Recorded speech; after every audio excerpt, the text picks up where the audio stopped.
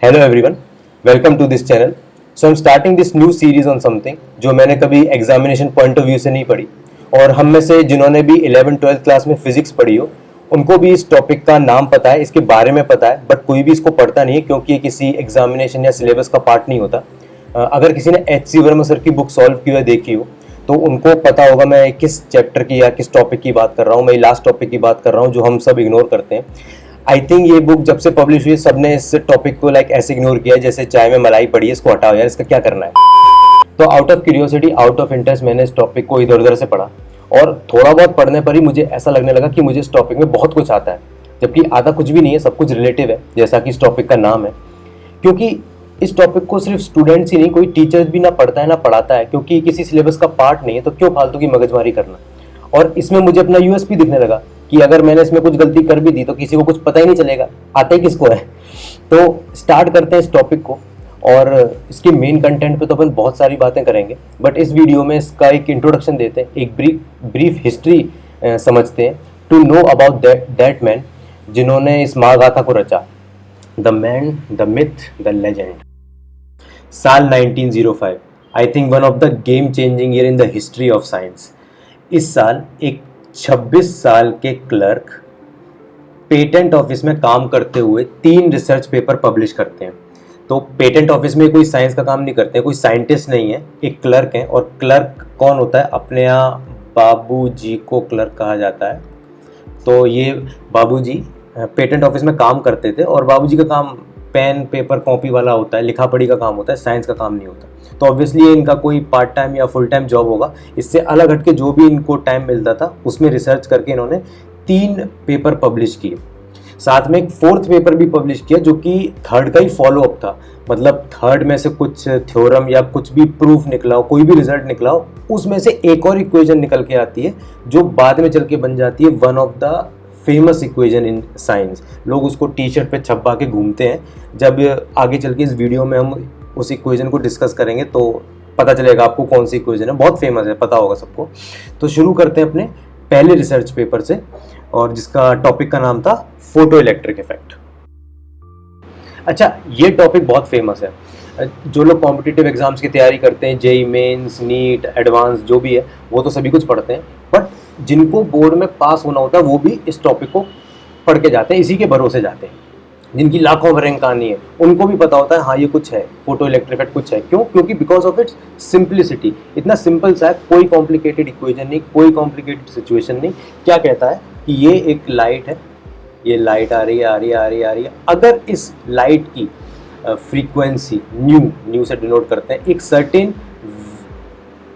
Threshold frequency से ज़्यादा हो जाए, तो अगर ये जो मेटल प्लेट नीचे रखी है, मेटल प्लेट, ये जो नीचे मेटल प्लेट रखी है उसमें से इलेक्ट्रॉन इजेक्ट कर देगी।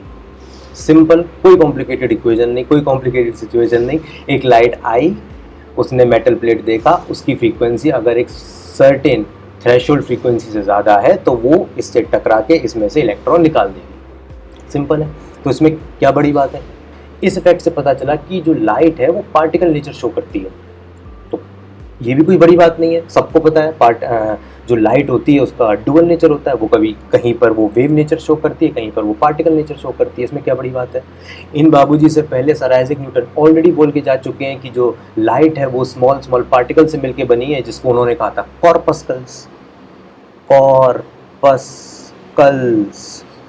तो आइजैक न्यूटन तो बोल के चले गए ऑलरेडी। तो बट सर आइजैक न्यूटन के बाद कुछ साइंटिस्ट आए, जैसे हाइगन ने अपनी पूरी वेव थ्योरी रखी लाइट की। उससे उन्होंने रिफ्लेक्शन, रिफ्रैक्शन सब कुछ समझा दिया। उसके बाद यंग्स डबल स्लिट एक्सपेरिमेंट आया, फेमस है वो भी।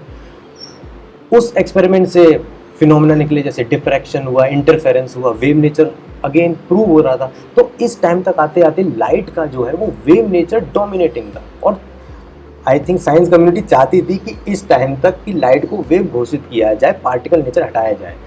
और इस एक्सपेरिमेंट को भी वेव से ही समझाने का पूरा प्रयास हो रहा था, पर इन बाबूजी ने कहा कि नहीं, फोटो इलेक्ट्रिक इफेक्ट समझना है तो लाइट का पार्टिकल नेचर कंसिडर करना पड़ेगा, वेव नेचर से नहीं समझी जा सकती। तो इन्होंने कहा कि light consists of small energy packets which he called quanta. Quanta, जिसको आज हम फोटोन के नाम से जानते हैं। इन्होंने जब ये बोला कि लाइट जो है वो एनर्जी पैकेट से मिलके बनी है, जिसको उन्होंने क्वांटा बोला, ऐसी बात एक और आदमी पहले करके जा चुके थे जिनका नाम था मैक्स प्लैंक। मैक्स प्लैंक कौन है? Founder of quantum mechanics. वो भी ऐसा ही बोलते थे कि जो रेडिएशन किसी भी ऑब्जेक्ट से निकलता है एनर्जी की फॉर्म में, वो भी स्मॉल स्मॉल एनर्जी के पैकेट से मिलके बना है। उन्होंने क्वांटा, उन्होंने ये वर्ड दिया था। और बाबूजी भी यही बात कर रहे थे कि लाइट जो है वो स्मॉल स्मॉल एनर्जी पैकेट से मिलके बनी है, जिसको इन्होंने भी क्वांटा बोला। और क्वांटा मिलता जुलता है वर्ड क्वांटम से।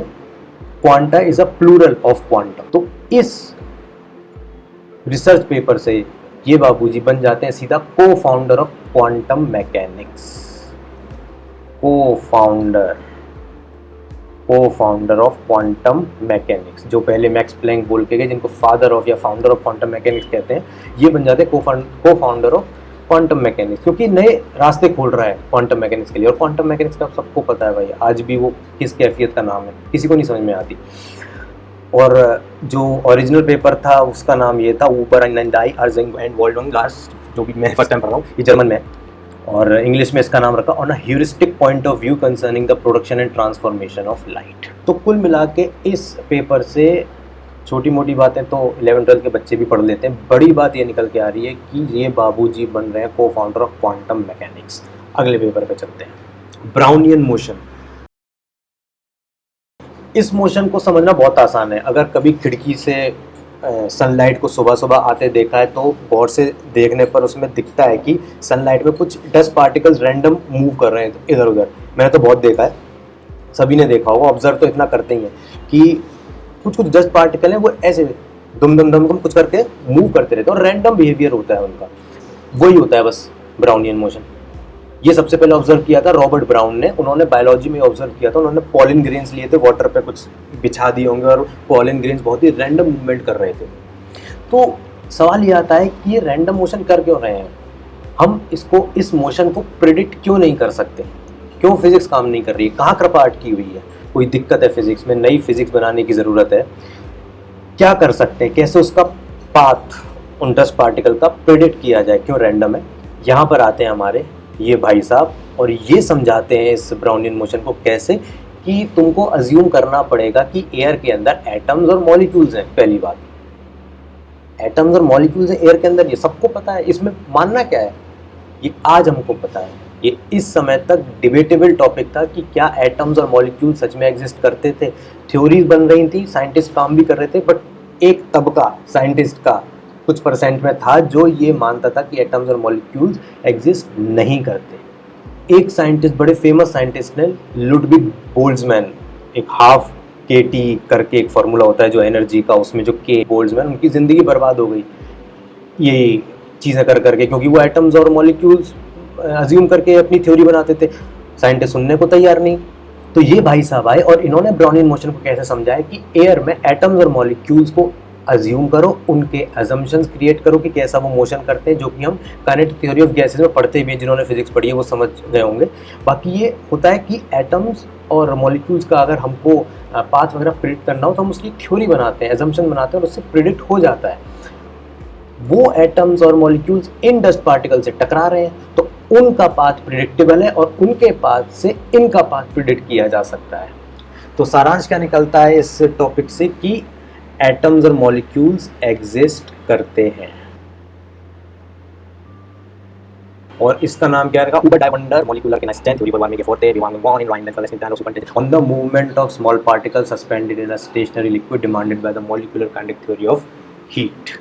अगले रिसर्च पेपर पर जाने से पहले इन दो का ही जरा मयार देख लेते हैं। आप देखिए, पहले वाले रिसर्च पेपर से फोटो इलेक्ट्रिक इफेक्ट से निकल रहा था क्वांटम मैकेनिक्स एग्जिस्ट करती है, कुछ नई ये साइंस है। दूसरे से निकल रहा है एटम्स और मॉलिक्यूल्स एग्जिस्ट करते हैं, पूरी दुनिया उन्हीं से मिलके बनी है। और आज 9, 10, 11, 12 क्लास की केमिस्ट्री में भरे पड़े हैं ये एटम्स और मॉलिक्यूल जैसे शब्द। और ये दो कुछ भी नहीं है जो तीसरा रिसर्च पेपर है उसके सामने। न जाने कितने साइंटिस्टों के तो जीवन निकल जाए ऐसे पेपर ना होने मिले, और ये आदमी ने एक ही साल में तबाही मचा के रखी है। और तीसरा रिसर्च पेपर है स्पेशल थ्योरी और रिलेटिविटी। ये तो अपना मेन टॉपिक है, इस पर तो अपन बहुत चर्चा करेंगे बाद में चल के। तो इसका तो सीधा कॉन्सिक्वेंस समझते हैं कि स्पेशल थ्योरी ऑफ रिलेटिविटी से आया क्या। सीधा बताता है कि न्यूटन वॉज रॉन्ग। ये बड़ी बात है, न्यूटन को गलत बोल। अच्छा, क्या कभी सर आइजैक न्यूटन गलत नहीं हुए? अभी हमने जो लाइट का डिस्कशन किया था उसमें उन्होंने बताया था कि लाइट जो है वो पार्टिकल से मिलकर बनी है, जिसको इन्होंने बोला था कॉर्पस्कल्स। बाद में चल के लाइट का वेव नेचर भी सामने आया, तो थोड़ा हद तक तो ठीक है, गलत भी हुए थे, पर कोई बड़ी बात नहीं है, हो गए। सर आइजैक न्यूटन ने स्पीड ऑफ साउंड कैलकुलेट की थी 280 metre per second through his assumption, 280 metre per second in normal temperature pressure, तो वो भी गलत निकली। उसको बाद में चल के लैपलेस ने सही कर दिया, उन्होंने सही अजम्पशंस लिए जो न्यूटन सर से गलत हो गए थे। ये भी कोई बड़ी बात नहीं है, तो न्यूटन सर गलत हुए हैं। तो यहाँ क्या बड़ी बात हो गई? यहाँ पर ऐसा क्या हो गया? ये पेपर आया था न्यूटन सर की थ्योरी के देने के 300 साल बाद। तुम 300 साल बाद न्यूटन को उनकी थ्योरी पे गलत बोल रहे हो, ये बड़ी बात है। अगर इसको एक एग्जाम्पल से समझ सके तो विराट कोहली के 1000, 2000, 3000 फास्टेस्ट ओडीआई या T20 रन्स को तोड़ना कोई बड़ी बात नहीं है। हम सब पे इनशॉट ऐप है, हर 1-2 साल में खबर आ जाती है कि फलाना क्रिकेटर ने फास्टेस्ट 2000 T20 इंटरनेशनल रन मार दिए, विराट कोहली का रिकॉर्ड तोड़ दिया। ठीक है, जिस दिन विराट कोहली के फास्टेस्ट 13,000 ओडीआई रन्स को कोई तोड़ेगा, तब आएगा ना कि हाँ कोई अगला विराट कोहली आया। 1-2 हज़ार रन तो एक फॉर्म में बन जाते हैं। ये बड़ी बात है कि यहाँ 300 साल बाद ये आदमी कह रहा है ग्रीक गॉड को कि तुम गलत थे।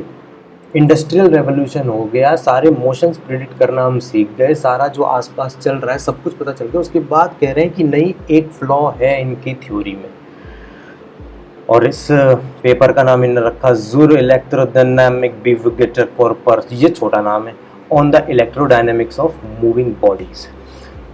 इसी पेपर का एक फॉलोअप मैंने कहा था जो 4th पेपर कहा जाता है, इसी पेपर से कुछ प्रूफ थ्योरम निकले होंगे, वो अपन समझेंगे बाद में चल के, और न्यूटन कहाँ गलत हुए थे वो भी समझेंगे। ऐसा नहीं है कि जो हम किताबों में पढ़ते हैं वो कुछ गलत है। हम न्यूटोनियन मैकेनिक्स पढ़ते हैं अपने 9th, 10th, 11th, 12th class में, कुछ गलत नहीं है, सब सही है। कहाँ पर गलती है वो समझेंगे। इस पेपर का follow up E = mc², one of the most famous equation in science. One of the क्या होता है, और इसका नाम रखा इस्ट दाई टारगेट इन कॉर्पस वॉन सिमन एनर्जी एंड हॉल अबागिंग does the energy of a body depends upon its energy content. और अब सब कोई समझ गया होगा मैं किन बाबूजी की बात कर रहा हूँ, एल्बर्ट आइंस्टाइन। इनके आगे सर नहीं लगता, सर लगाते हैं ब्रिटिश लोग, egoistic, sir Isaac Newton, sir Alastair cook.